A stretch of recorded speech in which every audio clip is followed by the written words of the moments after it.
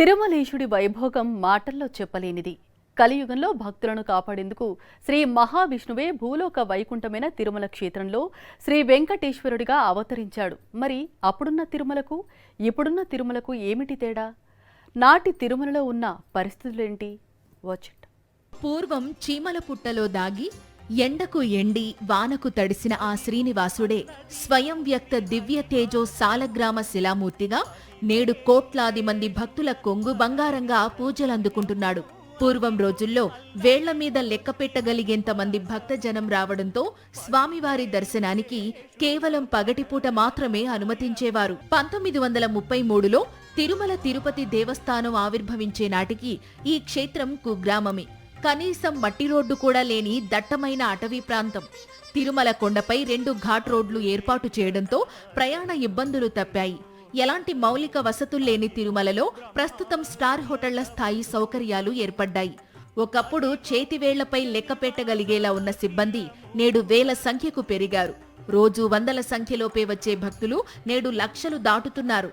పగలు మాత్రమే దర్శనమిచ్చిన స్వామికి నేడు అర్ధరాత్రి దాటినా కూడా కునుకు దొరకని విధంగా భక్తులు పెరిగిపోయారు. పూర్వం తిరుమల కొండను తిరువేంగడమని, శ్రీ వెంకటేశ్వర స్వామిని తిరువేంగడముడయానని కీర్తించేవారు. తిరుమల క్షేత్రానికి పల్లవులు, చోళులు, పాండ్యులు, కాడవరాయరులు, తెలుగు చోళులు, తెలుగు పల్లవులు, విజయనగర రాజులు విశిష్ట సేవ చేశారు. ఆ తరువాత బ్రిటిష్ ఈస్ట్ ఇండియా కంపెనీ తెల్లదొరలు, ఆర్కాటు నవాబులు, మహంతులు తిరుమలేశుని సేవలో తరించారు. 200 ఏళ్లకు పైగా దేశాన్ని పరిపాలించిన తెల్లదొరలు కూడా తిరుమల శ్రీ వెంకటేశ్వర స్వామి సేవకులే. దేవస్థానం పాలన కోసం వేసిన పునాదులు వారి కాలంలోనే పటిష్టంగా ఏర్పడ్డాయనడానికి టీటీడీ వద్ద లభించే రికార్డులే ఆధారం. 1843 నుండి 1933 వరకు మహంతుల పాలన జరిగింది. ఆలయ పరిపాలన కోసం అప్పటి బ్రిటిష్ ప్రభుత్వం ఆలయ కమిషనర్తో పాటు ధర్మకర్తల మండలి కమిటీల నియామకానికి శ్రీకారం చుట్టింది.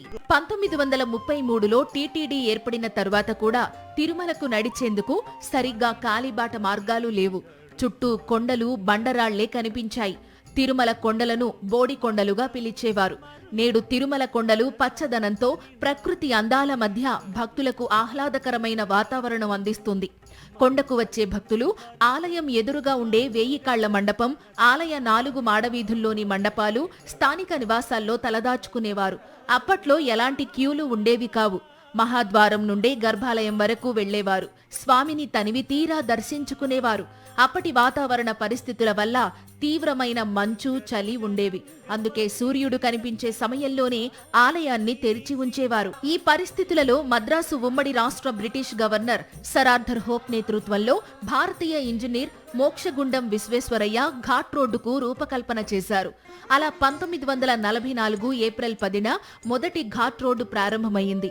ఆ తర్వాత 1974లో అందుబాటులోకి వచ్చిన రెండో ఘాట్ రోడ్డుతో తిరుమల, తిరుపతి మధ్య రాకపోకలు మరింత మెరుగుపడ్డాయి. 1843 నుంచి 1933 మధ్య మహంతుల కాలంలో తిరుమల ఆలయంలో గర్భాలయ దివ్య మంగళమూర్తికి గంటల తరబడి విశ్రాంతి ఉండేది. నిత్య ఏకాంత కైంకర్యాలన్నీ నిర్ణీత వేళల్లో సంపూర్ణంగా జరిగేవి. కానీ 2000వ సంవత్సరం నుంచి తిరుమలకు భక్తుల రద్దీ విపరీతంగా పెరిగిపోయింది. దీంతో పట్టుమని 10 నిమిషాలు కూడా స్వామికి విశ్రాంతి లభించడం లేదు. ఆగమం ప్రకారం 6 గంటలు విరామం, ఏకాంత కైంకర్యాలుండాలి. వైఖానస ఆగమం ప్రకారం గర్భాలయ మూలమూర్తి దర్శనానికి కనిష్టంగా 6 గంటల పాటు విరామం ఉండాలి. కానీ 24 గంటల్లో కేవలం 4 గంటల కంటే తక్కువ సమయాన్ని స్వామివారి కైంకర్యాలకు కేటాయిస్తున్నారు.